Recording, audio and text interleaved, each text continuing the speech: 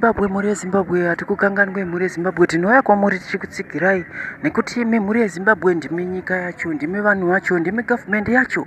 Saka nyaya ndinouya nayo ndinouya ndisikakutenderere ndichikuudzai kuti ARMY yakatora action yakaheka akaundi yeZaki, iyo Zaki inova iri Zimbabwe Anti-Corruption Commission, ndiyo akaundi yakahekwa paTwitter. So vakunyatso explaina vachibudisa pachena kubiwa kwemari dzese kwaitwa neZANU-PF nechokwadi chese chiri paground. So izvo zvaitika mushure mekunge ARMY yaongorora yaona kuti Zaki yakapiwa mari neZANU-PF kuti inyarare kutsvakurudza pamascandals akaitika ana Wikino Chivhayo nembudzi nekuti ari linked kuna vaMunangagwa.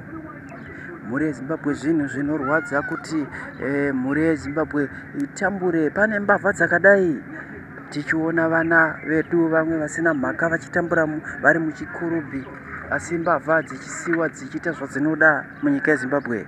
Thank you for watching this video, and next time tinokutendai mhuri yeZimbabwe nekuteerera kwamunoita, nekutitevera kwamunoita, nekusubscribe kwenyu. Tinokutendai, Mwari ave nemi mukufamba kwenyu kwose mumugwagwa nemudzimba menyu.